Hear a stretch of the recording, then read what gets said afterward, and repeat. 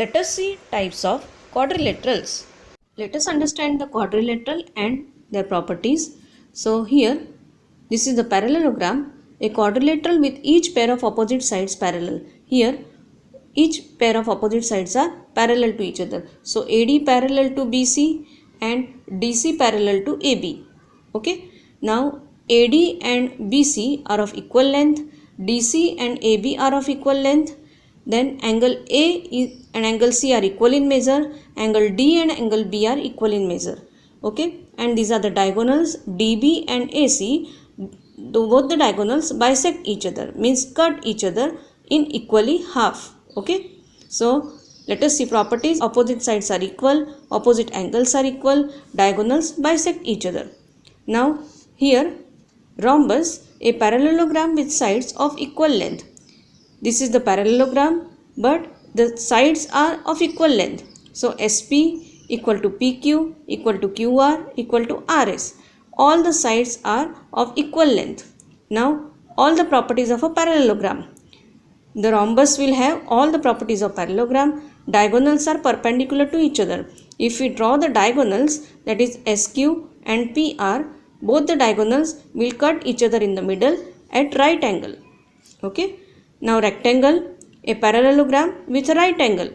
Here one is right angle, so all the angles will be also of right angle.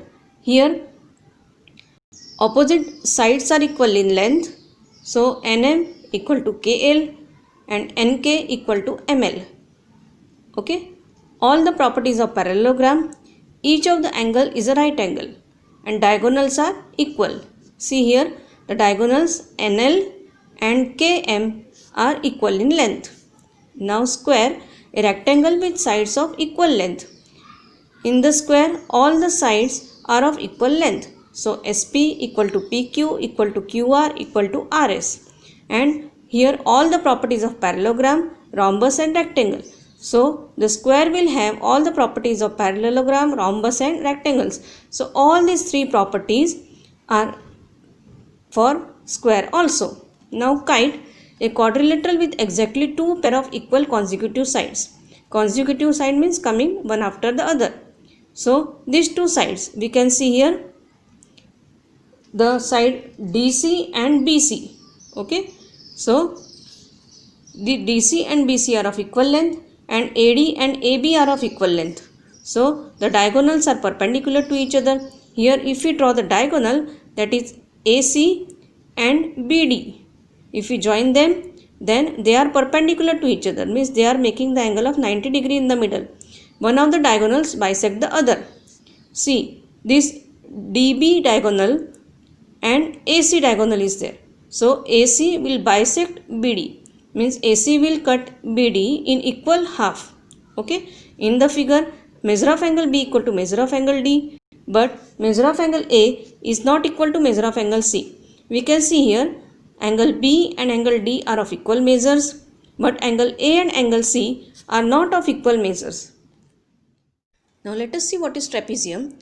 A quadrilateral of which only one pair of opposite side is parallel is known as trapezium. Now let us see these figures. In this figure, this pair of side is parallel to each other and this pair of sides are not parallel to each other. In this figure also, this pair of side is parallel to each other. Here also, this pair is parallel to each other. So these are all the trapeziums. Okay.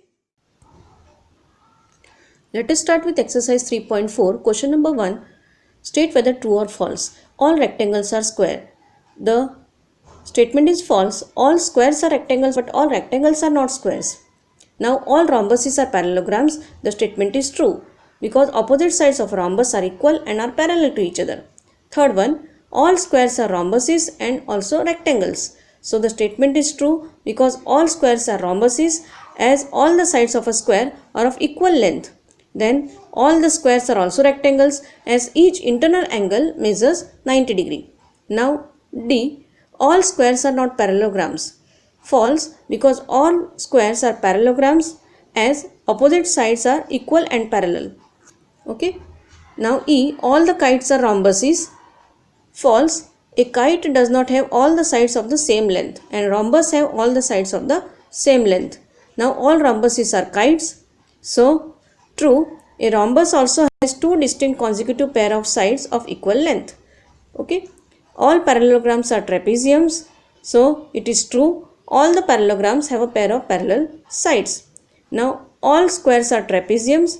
The statement is true because all squares have a pair of parallel sides. Now question number 2, identify all the quadrilaterals that have four sides of equal length. Now think over which quadrilateral have four sides of equal length. So rhombuses and squares are the quadrilateral that have four sides of equal length. Okay, that have four right angles. So right angles means it must be rectangle and a square. So square and rectangle are the quadrilaterals that have four right angles. Now question number 3, explain how a square is a quadrilateral, a parallelogram, a rhombus and a rectangle. So first one, a square is a quadrilateral because it has four sides. Quadrilateral means having four sides. Any figure having four sides, that is called a quadrilateral. Second one, a parallelogram. A square is a parallelogram because its opposite sides are parallel. A rhombus, a square is a rhombus since its four sides are of same length. Okay. Then rectangle, a square is a rectangle because each interior angle measures 90 degree. Whenever the interior angle is 90 degree, and so the figure is called as rectangle. Question number 4, name the quadrilaterals whose diagonals bisect each other. So let us think which are the quadrilateral whose diagonals will bisect each other. So they are the parallelogram, rhombus and square and rectangle. Okay. So the diagonals of a parallelogram, rhombus, square and rectangle bisect each other. Now second one, they are perpendicular bisectors of each other. So in which figure they are the perpendicular bisectors of each other? So it is the square and rhombus. So the diagonals of rhombus and square act as perpendicular bisectors. Means the diagonals will bisect each other. They will cut each other at making the angle of 90 degree. Now third one. Third is they are equal. So diagonals of rectangle and square are equal in length. Okay. These are the two figure, rectangle and square, whose diagonals are equal in length. Now question number 5, explain why rectangle is a convex quadrilateral. Okay. So first make it clear what is a convex quadrilateral. In the convex quadrilaterals, the diagonals will meet inside the figure. They will cut each other inside the figure. In a rectangle, there are two diagonals, both lying in the interior of the rectangle. Okay, we know that in the rectangle, the diagonals are inside of the figure. So, hence it is a convex quadrilateral. Now, question number 6. ABC is a right angle triangle and O is the midpoint of the side opposite to the right angle. Okay, explain why O is equidistant from AB and C and the dotted lines are drawn additionally to help you. Okay, so they have drawn the dotted lines to help to solve. Okay, now let us see. This figure is given and we will make a rectangle with the help of dotted lines. So draw lines AD and DC such that AD parallel to BC and AB parallel to DC. So we will draw line AD and DC. In which way? AD is parallel to BC and AB is parallel to DC. Now AD equal to BC and AB equal to DC. Okay. Now, so which figure it can be? Opposite side are equal in length means it is a rectangle. So ABCD is a rectangle as opposite sides are equal and parallel to each other. Okay. Now further, the interior angles are of 90 degree. Here all these four angles are of 90 degree. In a rectangle diagonals are of equal length and also bisect each other.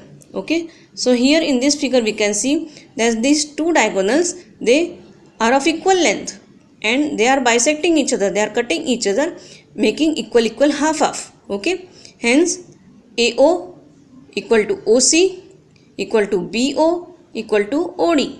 So we can say when all these distance are equal to each other, all this length are equal to each other, we can say that O is equidistant from A, B and C. Here we have completed lesson number 3. Complete up to exercise 3.4 in your classwork. If you have any doubt, you can ask in the Google Meet. Thank you.